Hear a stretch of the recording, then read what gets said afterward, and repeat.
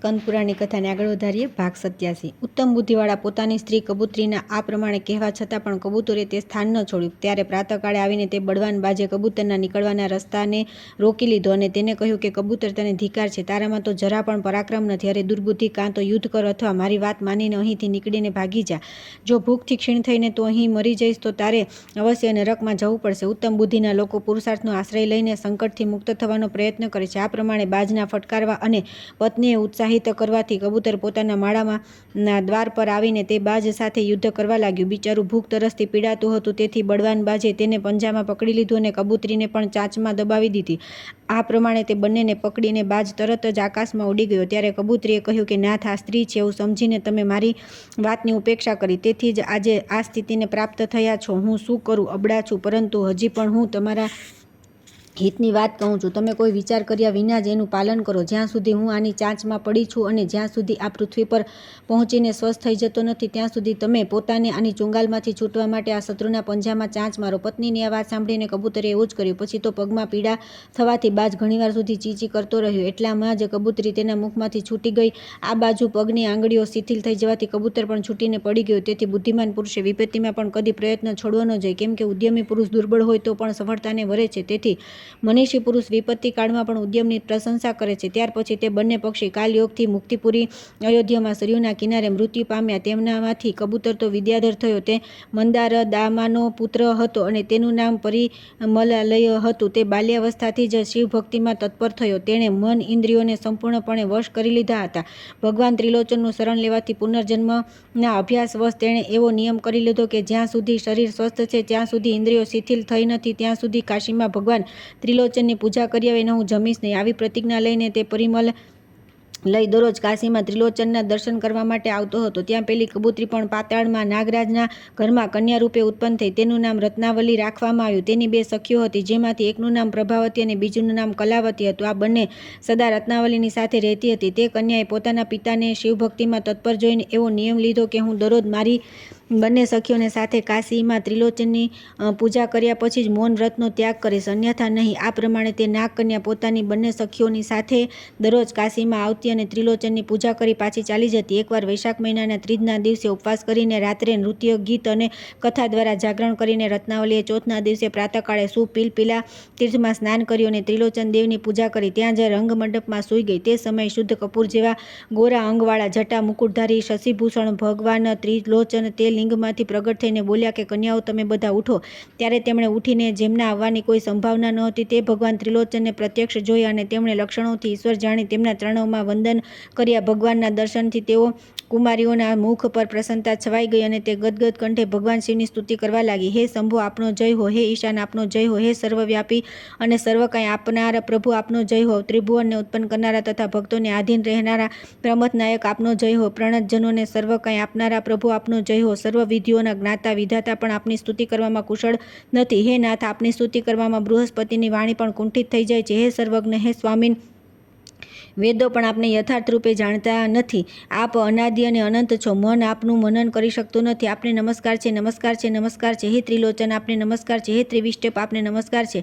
આ પ્રમાણે કહીને કુમારીઓએ દંડની જેમ પૃથ્વી પર પડીને પ્રણામ કર્યા. ત્યારે તેમને ઉઠાડીને ભગવાન ચંદ્રભૂષણે કહ્યું કે મંદારદામાનો પુત્ર પરિમલાલય સમસ્ત વિદ્યાધરોમાં શ્રેષ્ઠ છે. તે જ તમારા લોકોનો પતિ થશે. તમે ત્રણે મારી ભક્ત છો અને તે વિદ્યાધર પણ મારો ભક્ત છે. તમે ચારે આ જીવનનો અંત થયા પછી મોક્ષ પ્રાપ્ત કરશો. જન્મ જન્માંતરમાં તમે બધાએ મારી સેવા કરી છે, તેથી તમને ભક્તિભાવિત નિર્મળ જન્મ મળ્યો છે. ભગવાન શંકરના આ પ્રમાણે કહેવાથી તે કન્યાઓએ પ્રસન્ન થઈ હાથ જોડી પ્રણામ કરીને પૂછ્યું કે હે નાથ, અમે ચારે પૂર્વજન્મમાં કઈ રીતે આપની સેવા કરીએ છીએ? ભગવાન શિવ બોલ્યા કે નાગ કન્યાઓ સાંભળો. આ રત્નાવલી પૂર્વજન્મમાં કબૂતરી હતી અને શ્રેષ્ઠ વિદ્યાધર તેનો પતિ કબૂતર હતો. અહીં આ મારા મંદિરમાં બંને દીર્ઘકાળ સુધી સુખપૂર્વક નિવાસ કર્યો છે. આમણે પોતાની પાંખોની હવાથી મારા મંદિરમાં લાગેલી ધૂળને સાફ કરેલી. તે બંને દરરોજ મારી પરિક્રમા કરતા હતા. આકાશમાં ઉડતા ઉડતા પણ તેમણે મારી પ્રદક્ષિણા કરી છે. અહીંના ચતુર્નદ તીર્થમાં સ્નાન કર્યું અને વારંવાર તેનું જળ પીધું છે. મારા ભક્તોએ અહીં જે જે ઉત્સવો કર્યા છે તે બધા આ લોકોએ જોયા છે. અનેકવાર મારી મંગળ આરતીના દર્શન કર્યા છે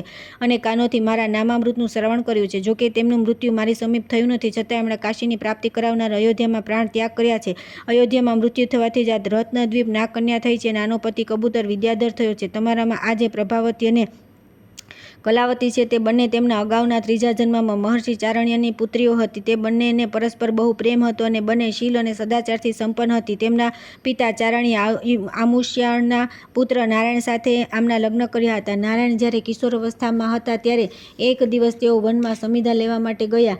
ત્યાં તેમણે સાપે દંશ માર્યો. ચારણ્યની બંને કન્યાઓ ભવાની અને ગૌતમી વૈધવ્યના દુઃખથી અત્યંત વ્યથિત થઈને બહુ દીનતાને પ્રાપ્ત થઈ ગઈ. તેથી લગ્ન કરનાર પુરુષ દેવતા અને નદી નામવાળી કન્યા સાથે લગ્ન ન કરે. ત્યાર પછી કોઈ ઋષિના અદ્ભુત આશ્રમમાં જઈને આ કન્યાઓએ મોહવશ ઋષિને પૂછ્યા વિના જ કેળાના ફળ તોડી લીધા. ફળની ચોરીનું પરિણામ એ આવ્યું કે બંને બીજા જન્મમાં વાંદરી થઈ ગઈ, પરંતુ એમણે શીલ અને સદાચારની રક્ષા કરી હતી. તેથી તે ધર્મના પ્રભાવથી એમનો જન્મ કાશીમાં થયો. તે નારાયણ બ્રાહ્મણ સાપ કરડવા છતાં પણ પોતાના પિતાના તપના પ્રભાવથી કાશીમાં કબૂતર થયો. આ પ્રમાણે આ વિદ્યાધર યુવક જન્માંતરમાં આ બંનેનો પણ પતિ હતો અને આ સમયે પણ તમારા ત્રણેયનો પતિ થશે. આ મંદિરના પાર્શ્વભાગમાં જે બહુ મોટું વડનું ઝાડ છે તેના પર તે બંને વાંદરીઓ રહેતી હતી. તે ચતુસ્ત્રોવી તીર્થના સ્નાન કરતી હતી અને તરસ લાગે ત્યારે તેનું જળ પીતી હતી. વાનર જાતિના સ્વભાવની એમનામાં ચંચળતા તો હતી, તેથી બધી બાજુ ક્રીડા કરતી રહીને મંદિરની પરિક્રમા કરતી હતી અને અનેકવાર શિવલિંગના દર્શન પણ કરતી હતી. એક દિવસ તે વડના વૃક્ષની પાસે સ્વેચ્છાપૂર્વક વિચરતી બંને વાંદરીઓએ ફસાવીને કોઈએ દોરડાથી બાંધી દીધી.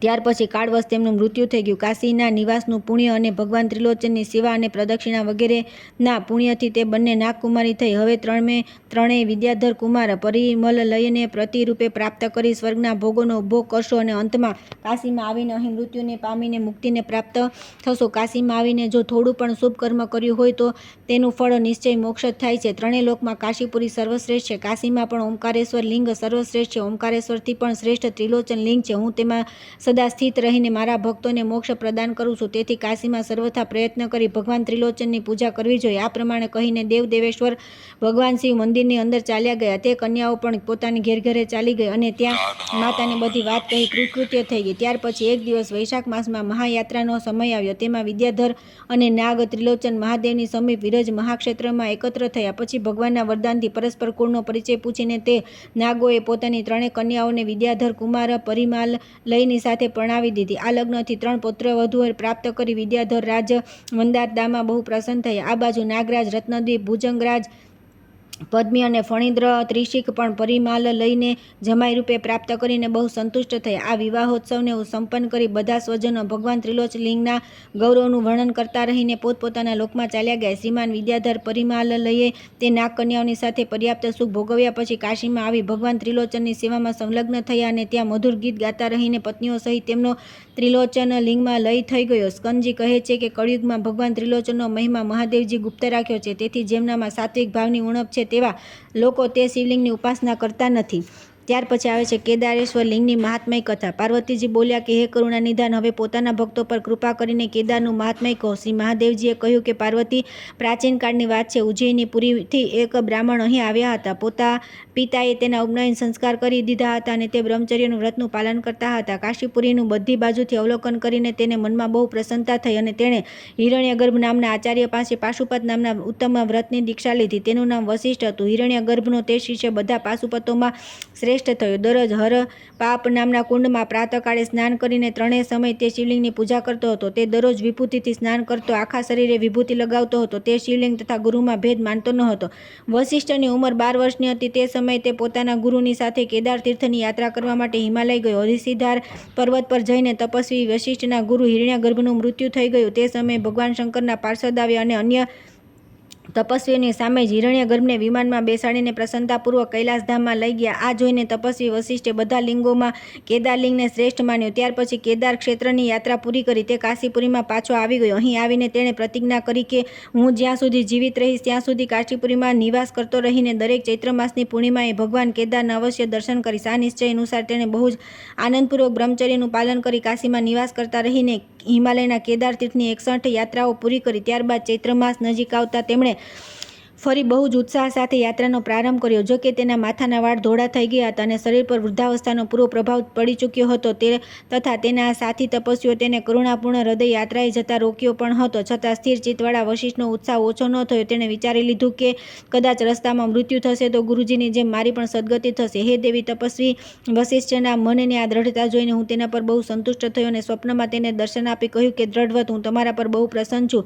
મને જ કેદાર સમજો અને મારી પાસે મનવાંછિત વર માંગો. માગો, કોઈ પ્રકારનો બીજો વિચાર મનમાં ન લાવો. આ પ્રમાણે કહેવાથી વસિષ્ઠે કહ્યું કે દેવેશ્વર, જો આપ પ્રસન્ન છો તો અહીં મારી સાથે રહેતા જેટલા લોકો છે તે બધા પર અનુગ્રહ કરો. તે પરોપકારીનું આ વચન સાંભળીને મારી પ્રસન્નતા વિશેષ વધી ગઈ અને મેં કહ્યું કે તથાસ્તુ, એવું થશે. પછી તેના પરોપકારજન્ય પુણ્યની તેની તપસ્યાને મેં 2 ગણી કરી દીધી અને ફરી તેને વરદાન માગવા કહ્યું. ત્યારે વસિષ્ઠે એવી પ્રાર્થના કરી કે આપ હિમાલયથી અહીં આવીને રહો. તેની તપસ્યાથી આકર્ષિત થઈને હું કલા માત્રથી હિમાલયમાં રહીને સર્વોતભાવે અહીં કાશીમાં આવીને સ્થિત છું. વસિષ્ઠે તેના સાથીઓ સહિત આગળ કહીને હું અહીં આવ્યો અને તેના પર અનુગ્રહ કરીને હરપાપ કુંડ તીર્થની પાસે સ્થિત થયો. મારા નિવાસથી બધા લોકો હરપાપ કુંડમાં સ્નાન, સંધ્યા, તર્પણ વગેરે કરીને આ જ શરીરથી સિદ્ધિને પ્રાપ્ત થઈ ચૂક્યા છે. ત્યારથી હું સાધકોની સિદ્ધિ માટે પરમ ઉત્તમ અવિમુક્ત ક્ષેત્રમાં કેદારલિંગમાં સ્થિત થયો છું. હિમાલય પર ચડીને કેદાર શિવના દર્શન કરવાથી જે ફળ પ્રાપ્ત થાય છે તે જ કાશીમાં કેદારના દર્શન કરવાથી 7 ગણું થઈને મળે છે. હરપાપ તીર્થ 7 જન્મોના પાપોનો નાશ કરનાર છે અને પાછળથી ગંગામાં મળી જવાથી તે કરોડો જન્મોની પાપ રાશિનો નાશ કરનાર બની ગયો છે. અહીં જડતાનો નાશ કરનારી અમૃતસ્રવા ગંગા છે. અહીં માનસરોવરે પણ તપસ્યા કરી હતી. તેથી આ હરપાપ તીર્થ મનુષ્યમાં માનસ તીર્થ નામે વિખ્યાત થયું. જે કેદાર તીર્થમાં સ્નાન કરી પિતૃઓ માટે પિંડદાન કરે છે તેની અનેક પેઢીઓ ભવસાગરથી તરી જાય છે. જ્યારે મંગળવાર અમાવસ્યા તિથિ હોય તે સમયે કેદાર તીર્થમાં આવીને જે શ્રાદ્ધ કરે છે તેને ગયામાં શ્રાદ્ધ કરવાની શી જરૂર? એકવાર પણ કેદારેશ્વરના દર્શન કરી મનુષ્ય મારો પાર્ષદ થઈ શકે છે. કેદારથી ઉત્તરમાં ચિત્રાંગદેશ્વર લિંગ છે. તેની નિત્ય પૂજા કરવાથી મનુષ્યને સ્વર્ગીય ભોગ પ્રાપ્ત થાય છે. કેદારના દક્ષિણ ભાગમાં નીલકંઠના દર્શન કરવાથી મનુષ્યને સંસારરૂપી સર્પ દ્વારા ડસી લેવા છતાં તેના વિષયનો ભય રહેતો નથી. કેદારથી વાયવ્ય કોણમાં અમરીશ્વરની લિંગ છે. તેના દર્શન કરવાથી મનુષ્ય દુઃખપૂર્ણ આ સંસારમાં ગર્ભવાસનું કષ્ટ ભોગવતો નથી. એની નજીક ઇન્દ્રધુમ્નેશ્વર લિંગ છે. જેની સારી રીતે પૂજા કરી ભક્ત પુરુષ તેજોમય વિમાન પર બેસી સ્વર્ગલોકની ભૂમિમાં આનંદનો અનુભવ કરે છે. તેના દક્ષિણ ભાગમાં કાલંજેશ્વર લિંગ છે. તેના દર્શન કરીને મનુષ્ય વૃદ્ધાવસ્થા અને કાળ પર વિજય પ્રાપ્ત કરી ચિરકાળ સુધી મારા લોકમાં નિવાસ કરે છે. ચિદ્રાંગદેશ્વર ઉત્તરમાં ક્ષેમેશ્વર લિંગના દર્શન કરવાથી આ લોક અને પરલોકમાં સર્વત્ર કલ્યાણની પ્રાપ્તિ થાય છે. સ્કંદજી કહે છે કે અગત્ય કેદારેશ્વર લિંગની પ્રાગટ્યની આ કથા સાંભળી પુણ્યાત્મા પુરુષ ક્ષણભરમાં નિષ્પાપ થઈ જાય છે અને અંતમાં શિવલોકને પ્રાપ્ત થાય છે. ત્યાર પછી આવે છે શ્રી ધર્મેશ્વર લિંગનું મહાત્મ્ય, ધર્મપીઠનું ગૌરવ તથા મનોરમ તીર્થિયા વ્રતની વિધિ અને મહિમા. શ્રી મહાદેવજી બોલ્યા કે હે દેવી, જ્યાં વિશ્વભુજા નામે તમે પોતે સ્થિત રહો છો, જ્યાં ક્ષેત્રના વિઘ્નોનો નાશ કરનારો તમારો પ્રિય પુત્ર ગણેશ આશાવિનાયક નામે પ્રસિદ્ધ થઈને રહે છે, જેના દર્શન કરીને રાજા દુર્દમ ક્ષણવારમાં ધર્મ બુદ્ધિ થઈ ગયો હતો, તે લિંગનું મહાત્મ્ય અને તેના આવિર્ભાવનું વૃત્તાંત હું તમને કહીશ. પૂર્વકાળમાં વિવસ્વાનના પુત્ર પરમ સંયમી યમે તમારી સામે બહુ ભારે તપસ્યા કરી હતી.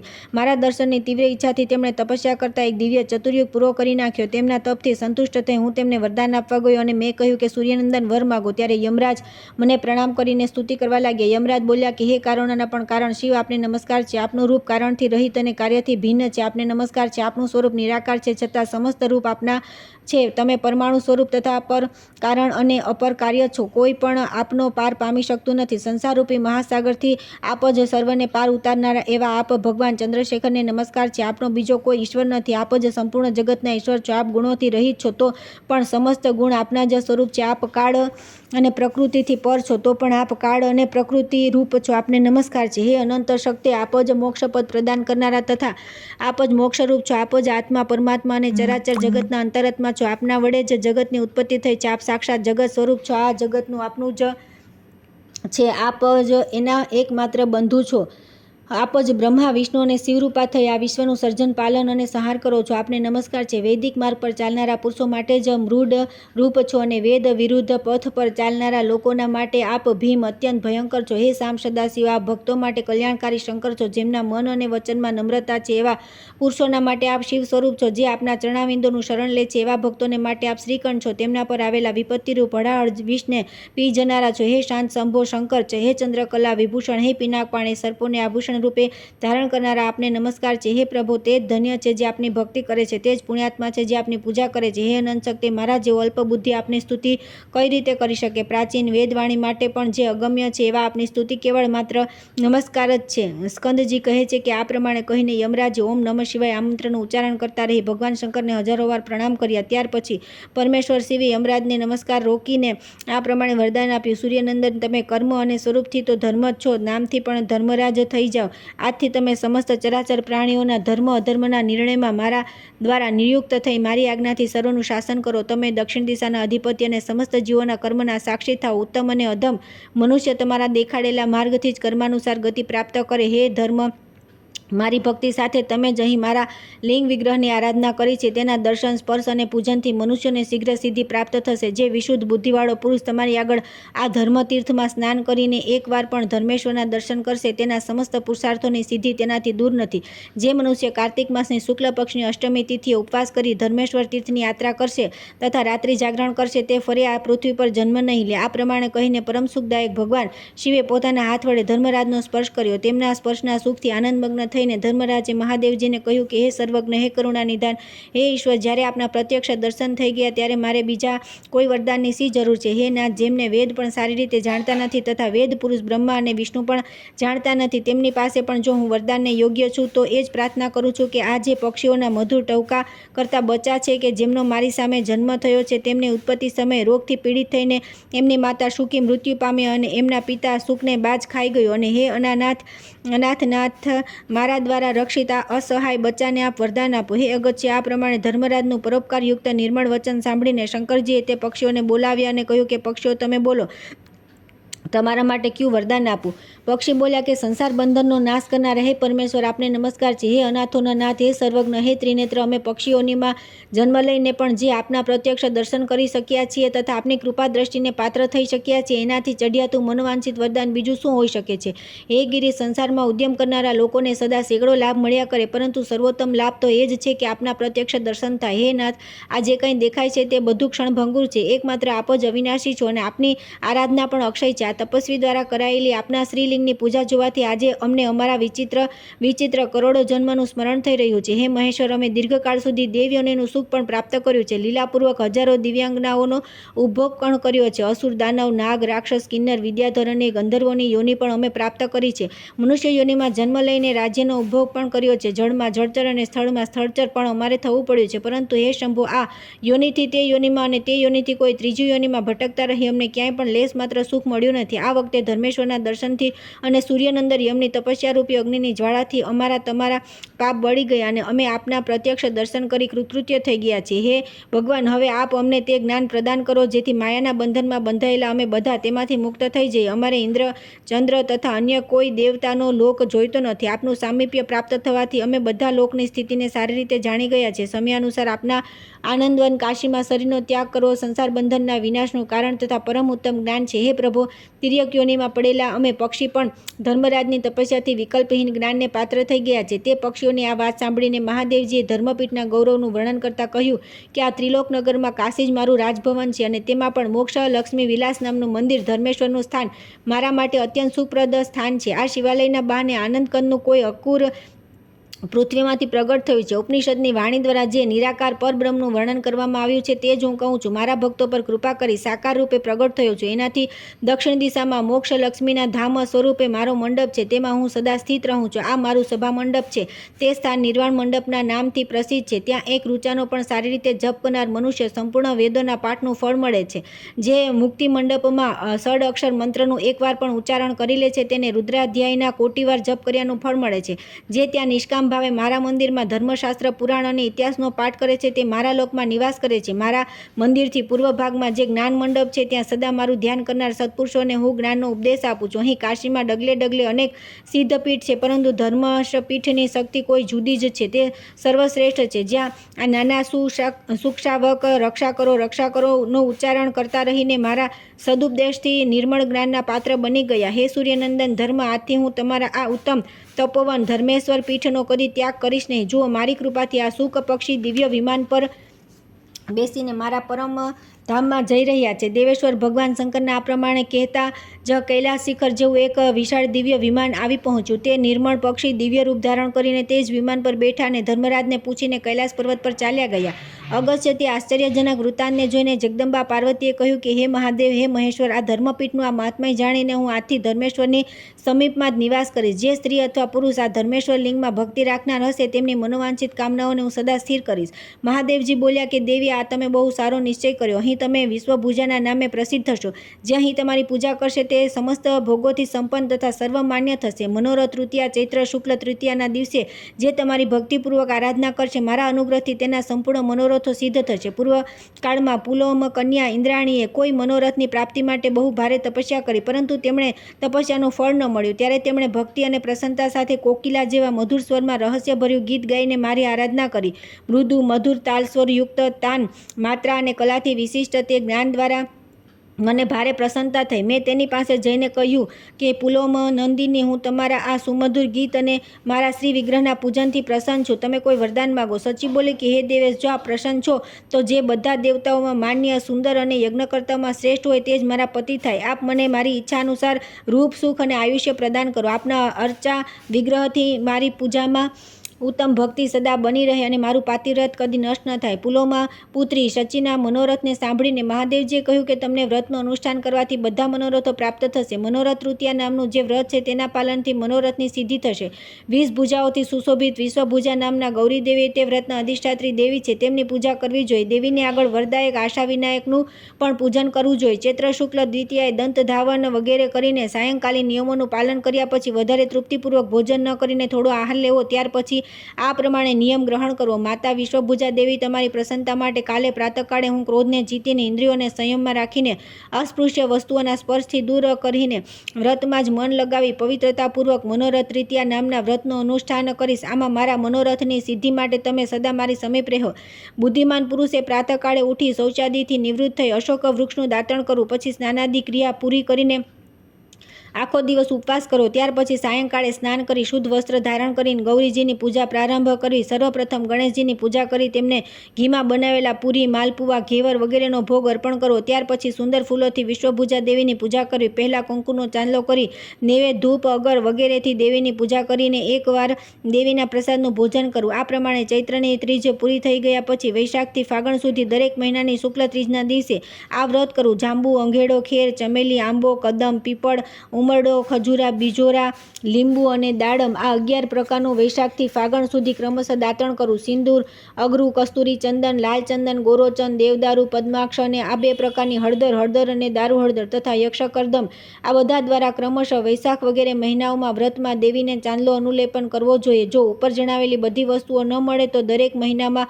યક્ષકર્દમ, કેસર, સુખડ, કસ્તુરી અને કપૂરના મિશ્રણનો લેપ ઉત્તમ છે. આ બધા દેવતાઓને પ્રિય છે. ગુલાબ, બેલા, કમળ, કેતકી, કણેર, ઉત્પલ, રાજચંપો, તગડી, ચમેલી, કુમારી અને કર્ણિકાર આ પુષ્પો દ્વારા વૈશાખ વગેરે માસોમાં પૂજન કરવું જોઈએ. ફૂલ ન મળે તો તેના પાંદડાથી પણ પૂજા કરવી. ફૂલ અને પાંદડા પણ ન મળે તો કોઈ પણ સુગંધિત પુષ્પોથી પૂજા કરી શકાય છે. દહીં મિશ્રી સત્તુ, દહીં ભાત, કેરીના રસથી યુક્ત મંડક, મેદાની 1 પ્રકારની રોટલી, ચોખાના લોટને પાણીમાં રાંધી બનાવેલ ફેણીક, વડા, ખાંડ નાખેલી ખીર આ પદાર્થોનો ક્રમશઃ વૈશાખથી આસો સુધી ભોગ ધરાવો. કારતકમાં મગ અને ઘી મિશ્રિત ભાતનું નૈવેદ્ય અર્પણ કરવું. માક્ષરમાં અડદની દાળની વાનગીઓ, પોષમાં લાડુ, માઘમાં લાપસી અને ફાગણમાં ખાંડ નાખેલ ઘીમાં બનાવેલી પૂરી, મીઠી પૂરીનું શ્રી ગણેશજી તથા વિશ્વભુજા દેવીને નૈવેદ્ય અર્પણ કરવું. આ પ્રમાણે 1 વર્ષ સુધી દરેક મહિનાની શુક્લ ત્રીજના દિવસે વિશ્વભુજા દેવીની આરાધના કરી વ્રતની પૂર્તિના માટે વેદી પર અગ્નિની સ્થાપના કરવી. ત્યાર પછી અગ્નિદેવતા સંબંધી મંત્રો દ્વારા તલ અને ઘી વગેરે દ્રવ્યોની 108 આહુતિ આપી. આ વ્રતની પૂજા હંમેશા રાત્રે જ કરવાની છે. રાત્રે જ ભોજનનો નિયમ છે. હોમ પણ રાત્રે જ થાય છે તથા રાત્રે જ દેવીની ક્ષમા પ્રાર્થના કરવામાં આવે છે. પ્રાર્થનાનો મંત્ર છે કે માતા વિઘ્નહર્તા ગણેશજી, મારી સાથે ભક્તિપૂર્વક કરેલી આ પૂજા સ્વીકારો. હે વિશ્વભુજી, આપને નમસ્કાર છે. આપ મારા મનોરથને શીઘ્ર પૂરો કરો. હે આશા વિનાયક, આપ વિઘ્નોનો નાશ કરનારા છો. આપને નમસ્કાર છે, નમસ્કાર છે. આપ વિશ્વભુજા દેવીની સાથે કૃપા કરી મારો મનોરથ પૂર્ણ કરો.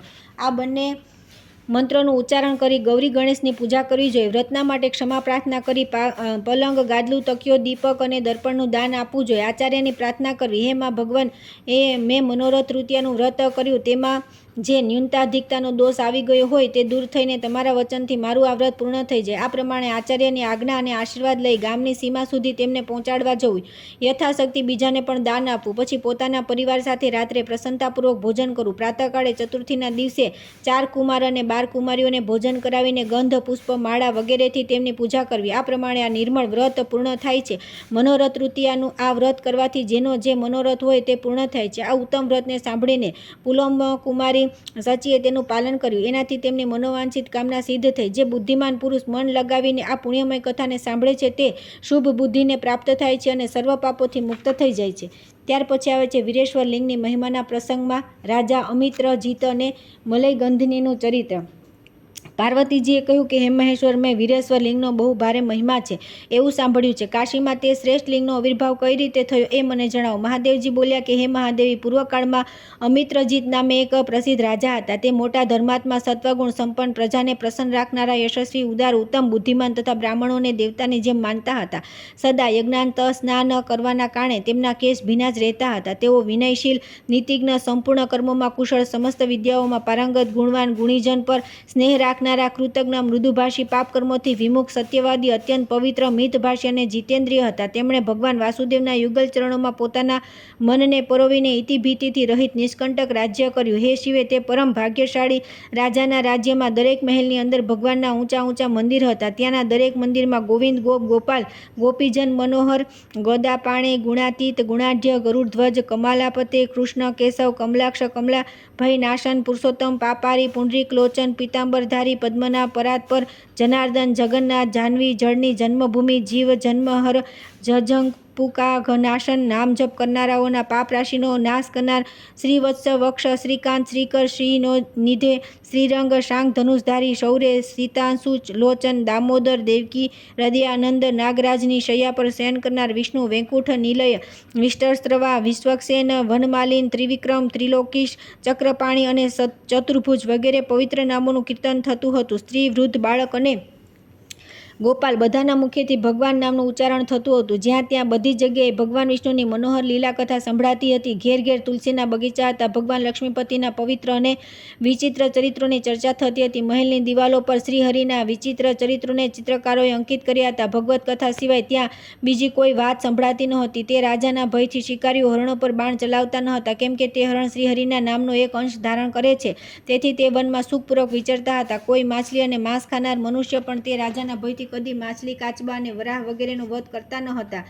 એકાદશીના દિવસે તે અમિત્રજીતના રાજ્યમાં નાના બાળકો પણ સ્તનપાન કરતા ન હતા. પશુ પણ એકાદશીએ ઘાસ ખાવાનું છોડીને ઉપવાસ કરતા હતા. બીજી તો વાત જ ક્યાં! તે હરિભક્ત રાજાના શાસનકાળમાં એકાદશીના દિવસે સમસ્ત નગરવાસીઓ મળીને મોટો ઉત્સવ કરતા હતા. ત્યાંના લોકો દરરોજ જે શુભ કર્મ કરતા તે બધા કર્મો નિષ્કામ ભાવે ભગવાન વાસુદેવને સમર્પિત કરી દેતા હતા. મહારાજ અમિત્રજીતને માટે શ્રીકૃષ્ણ જ પરમ દેવતા, શ્રીકૃષ્ણ જ પરમ ગતિ અને શ્રીકૃષ્ણ જ પરમ બંધુ હતા. આ પ્રમાણે તે રાજાના રાજ્યકાળ દરમિયાન એક દિવસ શ્રીમાન દેવર્ષિ નારદજી તેમને મળવા માટે આવ્યા. રાજાએ મધુપર્કની વિધિથી તેમનું યથાવત સ્વાગત કર્યું. ત્યારે નારદજીએ તેમને કહ્યું કે હે રાજન, તમે ધન્ય છો, કૃતાર્થ છો તથા સંપૂર્ણ દેવતાઓ માટે પણ આદરણીય છો, કેમ કે પ્રાણી માત્રમાં તમે ભગવાન ગોવિંદને જુઓ છો. જે ભગવાન વિષ્ણુ વેદ પુરુષ છે, યજ્ઞ પુરુષ છે, આ જગતના અંતરાત્મા છે તથા એનું સર્જન, પાલન અને સંહાર કરનારા પણ છે. આ સંપૂર્ણ વિશ્વને એ જ ભગવાનનું સ્વરૂપ સમજનાર ભૂપાલ શિરોમણે આજે તમારા કલ્યાણકારી દર્શન કરીને હું પવિત્ર થઈ ગયો. આ ક્ષણભંગુર સંસારમાં એક જ સાર વસ્તુ છે, તે એ છે કે ભગવાન લક્ષ્મીકાંત ચરણાવિંદોમાં ભક્તિભાવની વૃદ્ધિ થાય, કેમ કે તે સમસ્ત પુરુષાર્થોને આપનારા છે. જે બધું છોડીને સદા એકમાત્ર ભગવાન વિષ્ણુની ભક્તિ કરે છે તે ઉત્તમ બુદ્ધિવાળા પુરુષની સેવામાં બધા પદાર્થો સ્વયં ઉપસ્થિત થાય છે. જેની ઇન્દ્રિયો ભગવાન ઋષિકેશના ચિંતનમાં સ્થિર થઈ ગઈ છે તે જ આ અતિશય ચંચળ ક્ષણભંગુર બ્રહ્માંડમાં સ્થિરતાને પ્રાપ્ત થાય છે. યૌવન, ધન અને આયુષ્યને કમળના પાંદડા પર પડેલા જળબિંદુ સમાન અત્યંત ચપળ જાણી એકમાત્ર ભગવાન અચ્યુતનું શરણ લેવું જોઈએ. જેની વાણીમાં, ચિત્તમાં સર્વત્ર ભગવાન જનાર્દન વિદ્યમાન રહે છે તે નરરૂપમાં સાક્ષાત નારાયણ છે. સદા તેની જ વંદના કરવી જોઈએ. ભગવાન લક્ષ્મીપતિનું નિષ્કપટ ભાવે ધ્યાન અને પૂજન કરી આ પૃથ્વી પર કોણ શ્રેષ્ઠ પુરુષ ન થઈ ગયો? હે ભૂપાલ, તમારી આ વિષ્ણુ ભક્તિથી સંતુષ્ટ થઈ હું તમારો કંઈક ઉપકાર કરવા ઈચ્છું છું અને તેથી જે કંઈ કહું છું તે ધ્યાન આપીને સાંભળો. વિદ્યાધર રાજકુમારી મલયગંધિની પોતાના પિતાના ઉદ્યાનમાં પોતાની સખીઓની સાથે રમી રહી હતી. તે જ સમયે કપાલકેતુના પુત્ર કંકાલકેતુ નામના મહાબળી દાનવે આવી તેને હરી લીધી. આગામી ત્રીજના દિવસે તેના લગ્ન નક્કી થયા. તે કુમારી અત્યારે પાતાળ લોકની ચંપકાવતી નગરીમાં છે. હાટકેશ્વર શિવના સ્થાન પરથી હું આવી રહ્યો હતો તો તેમણે મને જોયો અને પ્રણામ કરી આંસુ ટપકાવતા મને કહ્યું કે ભગવાન રાજા અમિત્રજીતને આપ મારો આ સંદેશો કહી દેજો. મહારાજ, હું ગંધમાદન પર્વત પર મારા પિતાના ઉદ્યાનમાં બાળચિત રમત ગમતમાં વ્યસ્ત હતી. તે સમયે દુરાચારી કંકાલ કેતુ મને મૂર્છિત કરીને ત્યાંથી હરી લાવ્યો. તેને બીજો કોઈ અસ્ત્ર વડે જીતવો મુશ્કેલ છે. તે પોતાના જ ત્રિશૂળથી મરી શકે છે.